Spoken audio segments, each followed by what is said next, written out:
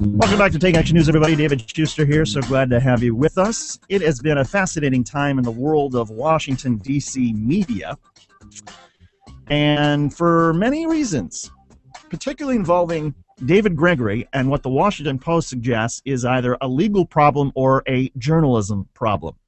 To set this up, I want to play for you a clip of David Gregory on Sunday on NBC's Meet the Press. There he was doing an admirable job, a great job of interviewing Wayne LaPierre, the head of the National Rifle Association. And David Gregory held up a 30-bullet magazine that goes into assault weapons to try to make a point about, fine, if we have armed guards in schools, but aren't there other things we can do, such as banning these things, that could cut down on violence and possibly protect our kids? Again, here's David Gregory. Let's stipulate that you're right. Let's say armed guards might work. Let's widen the argument out a little bit. So here is a magazine for ammunition that carries 30 bullets. Now, isn't it possible that if we got rid of these, if we replaced them and said, well, you could only have a magazine that carries 5 bullets or 10 bullets, isn't it just possible that we could reduce the carnage in a situation like New York? I don't believe that's going to make one difference. Now, it was a good argument that David Gregory was making, and at the time, he's holding up this 30-bullet magazine. The problem is that in D.C. law, you're not allowed even to possess such a 30-caliber magazine. And here's the other problem that NBC has.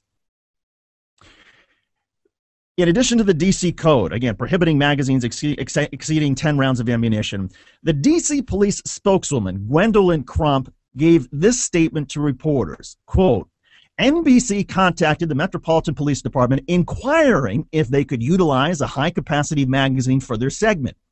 NBC was informed that possession of a high-capacity magazine is not permissible, and their request was denied. This matter is currently being investigated.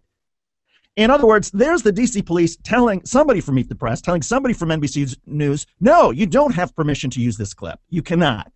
David Gregory uses it on the air. People complain, pointing out that it's a violation of D.C. law, and the D.C. police is suddenly backed into a corner because they've already told NBC, they've already told Meet the Press, no, you can't do this. And NBC went and did it anyway. Now, there's a report out there from TMZ, which is a gossip celebrity site, which suggests that NBC got some permission, or at least ran this by somebody from the Bureau of Alcohol, Tobacco, and Firearms, and that this ATF official told NBC, oh, I've talked to somebody from the D.C. police, and you're going to be fine. Regardless, the D.C. police, when they were asked about that, said, well, we don't know anything about that. We don't know about any conversations with the ATF. We haven't had any conversations with the ATF. Here's the problem. I think we can all agree it is a waste of time for the Metropolitan Police Department in Washington, D.C. to be investigating David Gregory. David Gregory is not a subversive threat. He's not going to go walking around firing off a weapon, violating the law willy-nilly. That's not him. He's a good guy, good reporter. The problem is that the D.C. police gave NBC notice not to do this.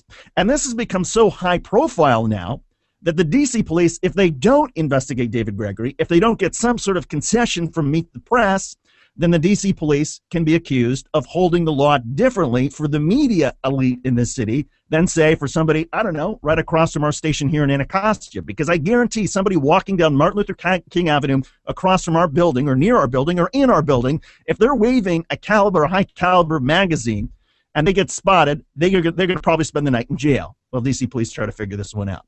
So if we're going to have equal justice under the law, then we need the D.C. Police Department to take it just as seriously, regardless of who the culprit is. Now, here's what I think NBC should be doing, and 48 hours into this, they have not done, and it's baffling to me. If NBC would just acknowledge and say, you know what, we understand that it's D.C. law, and we understand that the D.C. Police Department may have told somebody on our staff, we have a miscommunication on our hands. Somehow the message didn't get to David. He went on the air. We are sorry. We are sorry to have violated D.C. law. If they would do that, the Washington Police Department would say, okay, case closed. David Gregory's already apologized. They've recognized their mistake. There's no need to go any further.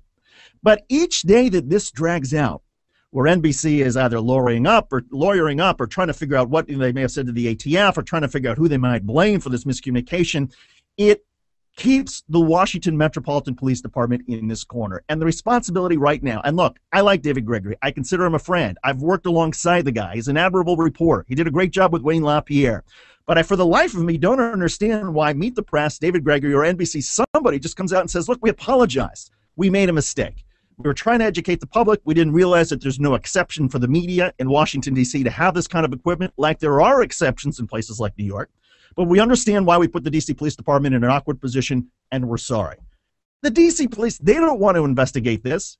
But every day that there is silence from NBC News, and every day that David Gregory or somebody doesn't come out and take responsibility for this, D.C., the police department has no choice. We can't have a society where there are laws that are followed by some people and not others, and where police look the other way at some people and then focus hard on people like right here in Anacostia. That's not how the society can work.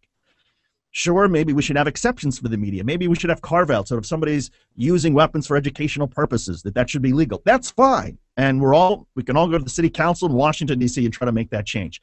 But right now, with the law being what it is, my point is that the responsibility belongs to NBC News to try to get rid of this. And the sooner they get this done, the sooner they wrap this up with some sort of apology, the better it is for them and for their reputation, the better it is for the reputation of Washington, D.C.'s police department, which I guarantee doesn't want to have to be dealing with this. They know that David Gregory's not a threat.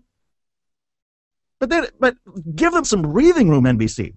Give an apology. Just say, look, we're sorry, we messed up. There was a miscommunication. Won't happen again. That's it. It's over with.